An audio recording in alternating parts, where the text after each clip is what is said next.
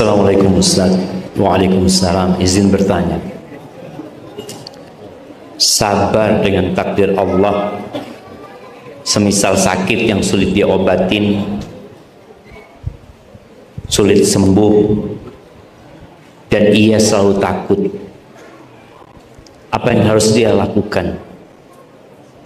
Tawakal dengan cara bagaimana agar rasa takut itu hilang? Dari hamba Allah Sukabumi. Masya Allah, dekat Sukabumi. Apa bahasa Arabnya Sukabumi? Ada yang mengatakan Sukabumi itu bahasa Arabnya hubbud dunya, suka bumi, kan cinta dunia maksudnya. Sukabumi main. Baik, berkaitan dengan sakit yang sulit diobatin,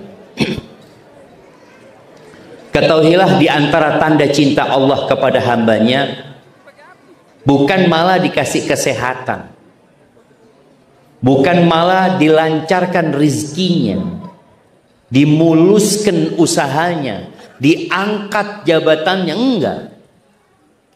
Bahkan Nabi SAW mengatakan, idza ahabballahu qauman ibtalah.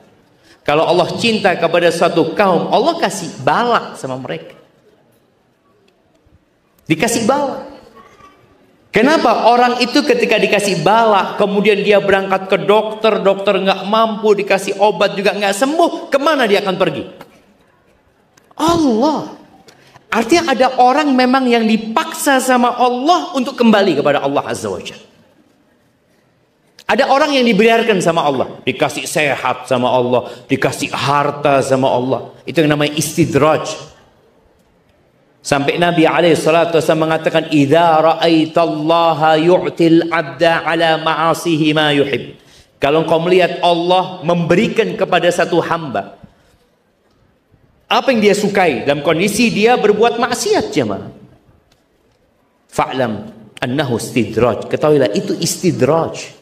Artinya memang orang ini dilupakan sama Allah Azza wa Jalla, dan dibuat lupa sama Allah Azza wa Jalla. Karena orang kalau sakit berangkat ke dokter, dokter mengatakan nggak mampu, kemana dia akan pergi? Apalagi dokter mengatakan nggak bisa, ini sudah nunggu mukjizat. Karena kalau ngomong seperti itu mereka, yang ditunggu adalah kesembuhan dari Allah Azza wa Jalla. Maka nasihat ana, berbaik sangkalah sama Allah, jangan suudzon. Ingat Nabi Ayub, beliau dikasih bala sama Allah yang berat sekali. Nabi, orang yang dicintai Allah Azza wa Jalla. Hartanya habis, padahal sebelumnya kaya raya.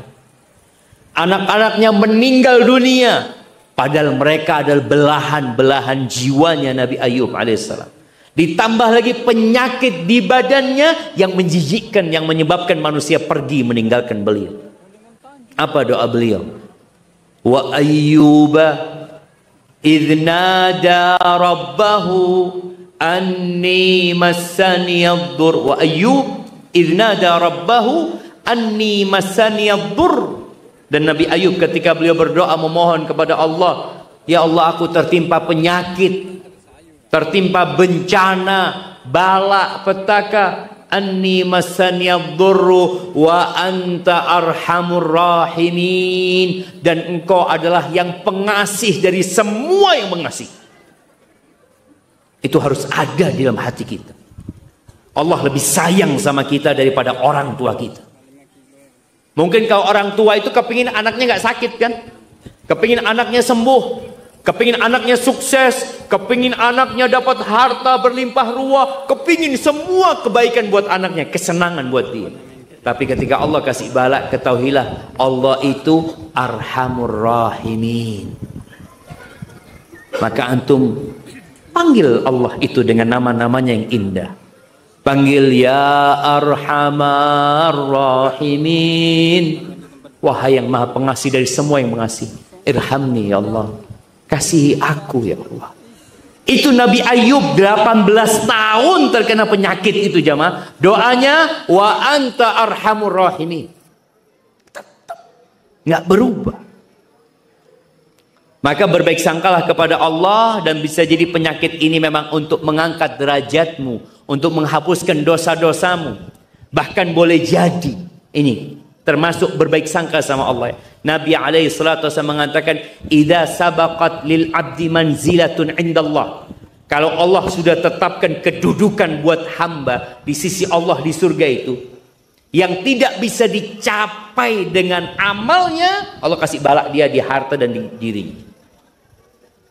Jadi kita tetap berbaik sangka sama Allah. Mudah-mudahan anak mau dikasih derajat yang tinggi sama Allah, kasih penyakit ini. Dan Nabi juga mengatakan alaihi salatu wassalam, "Wa ma yazalul bala'u bimri'in." Ada orang yang dikasih balak itu sampai mati. Ada orang dikasih penyakit itu sampai mati, dibawa mati penyakitnya itu. Dokter mengatakan enggak bisa, angkat tangan dong. Dibawa mati itu penyakitnya. Ternyata memang itu untuk menghapuskan dosa dia.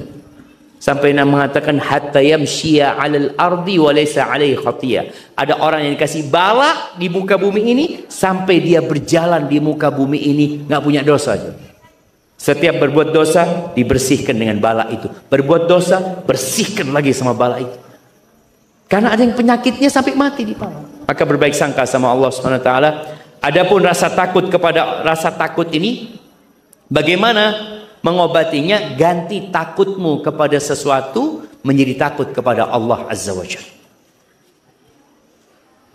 Karena innama yakhsyallaha min ibadihi al-ulama. Yang takut kepada Allah dari hamba-hambanya itu yang kenal sama Allah, yang punya ilmu tentang Allah Azza wa Jalla. Mudah-mudahan dengan cara seperti itu kemudian banyak baca la haula wala quwata illa billah, baca hasbunallah wa ni'mal wakil, terus sebut nama Allah. Semoga dengan seperti itu Allah berikan ketenangan di hati.